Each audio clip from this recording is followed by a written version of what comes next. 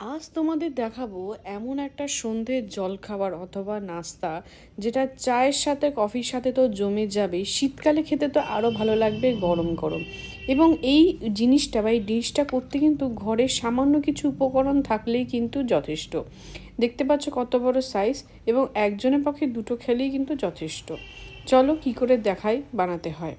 আমার আগের দিনে বেঁচে যাওয়া কিছু পরিমাণে চাউমিন ছিল, যার মধ্যে অনেক পরিমাণে কিন্তু ভেজিটেবলস ছিল, ক্যাপসিকাম ছিল, ডিম ছিল, গাজর ছিল, এমনকি এর মধ্যে কিন্তু পাস্তাও মেশানো ছিল। যেহেতু এটা আগের দিনের বাসি, তাই এটাকে নতুন করে কিছু করার জন্য দুটো ডিম আর একটুখানি আটা নিয়েছিলাম।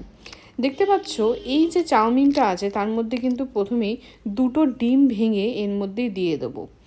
ডিম দুটো দেওয়ার সময় আমার এরকম চোখলাগুলো পড়ে যায়, তোমাদেরও এরকম পড়ে যেতে পারে, তো একটু দেখে তুলে নিও, কারণ না হলে এটা মিশে গেলে কিন্তু খেতে খুব একটা ভালো লাগবে না।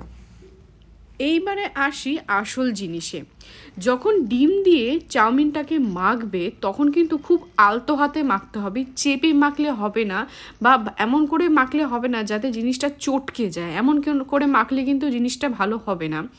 তার জন্য আলতো হাতে মাখবে, এবং আমি কিন্তু উপর থেকে হালকা করে আটা ছড়িয়ে ছড়িয়ে মাখছি। যেহেতু আমার কাছে ময়দা নেই, সেহেতু আমি এখানে কিন্তু আটা ইউজ করছি। তারপরে এইভাবে যখন তুলবে জিনিসটাকে, তখন কিন্তু আলতো হাতে তুলবে, কোনো রকমভাবে চেপে মেখে বা ডিপ করে কিন্তু নেবে না। এই রকমভাবে নিয়ে তারপরে এই যে কড়াই দেখতে পাচ্ছ, তার মধ্যে কিন্তু অল্প পরিমাণে তেল দিয়ে, তেলটা যাতে গরম হয় সেই জন্য কিন্তু আমি এরকম দুটো চাউমিন ছেড়ে দিয়েছিলাম, যাতে বুঝতে পারি কতটা পরিমাণে গরম হয়েছে। মিডিয়াম লো আছে রেখে কিন্তু এরকম দেখতে পাচ্ছ জাস্ট হালকা করে নিয়ে তেলের মধ্যে ছেড়ে দেবে। আর এরকমভাবে কিন্তু আঙ্গুল দিয়ে চারিদিকে চেপে চেপে দেবে, যাতে জিনিসটা পাতলা হয়, কোনো রকমভাবে যাতে মোটা ভাবটা না আসে। তোমরা দেখেছো আমি কিন্তু এর মধ্যে নুন বা অন্য কোনোভাবে সবজি বা লঙ্কা ব্যবহার করিনি। যেহেতু চাউমিনের মধ্যে অলরেডি নুন, লঙ্কা, পেঁয়াজ, ক্যাপসিকাম, গাজর সমস্ত কিছুই ছিল, তাই আলাদা করে আমি কোনো কিছুই কিন্তু দিইনি, শুধু ডিম আর একটু আটা ব্যবহার করেছি।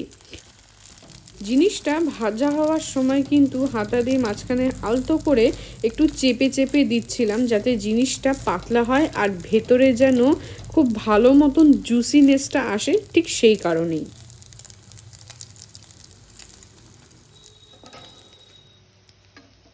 তোমরা দেখতে পাচ্ছ এখানে কিন্তু 3 নম্বর যেই বড়াটার মতন দিয়েছি সেটা কিন্তু এরকম উল্টে নিয়েছি, এবং দেখতে পাচ্ছ এই কিন্তু ভালো রকমেই কিন্তু ভাজাটা হয়ে এসেছে। চেষ্টা করবে যতটা সম্ভব কম তেল ব্যবহার করতে, কারণ আমরা সবাই প্রত্যেকে কম বেশি কিন্তু হেলথ কনসিয়াস, তাই সেই কারণে যতটা সম্ভব কম তেল ইউজ করা যায় ততটাই কিন্তু ভালো হয়।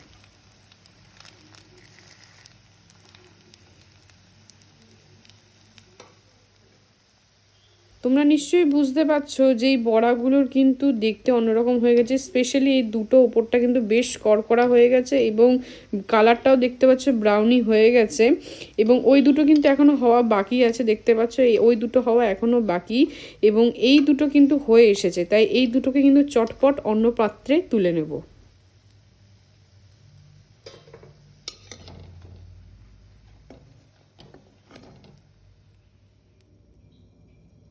দেখতে পাচ্ছ এখানে কিন্তু প্রত্যেকটাই রেডি হয়ে গেছে, চারটেই আমি তুলে নিয়েছি। এটাকে তোমরা চাউমিনের চপ বলতে পারো, অথবা চাউমিনের বড়া, সন্ধ্যের জলখাবার অথবা নাস্তা হিসাবে কিন্তু খুব ভালো যাবে। তোমাদের জানিয়ে দিই, এর সাথে কিন্তু তোমরা যে কোনো ধরনের সস ব্যবহার করতে পারো, অর্থাৎ tomato sauce, red chilli sauce, schezwan sauce, স্বাদ অনুসারে কিন্তু সস দিয়ে কিন্তু তোমরা এটা সন্ধ্যেবেলা খেতে পারো। কথা দিচ্ছি নিরাশ হবে না। তোমরা বানিয়ে খেও, কেমন লাগে অবশ্যই কিন্তু কমেন্ট বক্সে কমেন্ট করে জানাতে ভুলো না।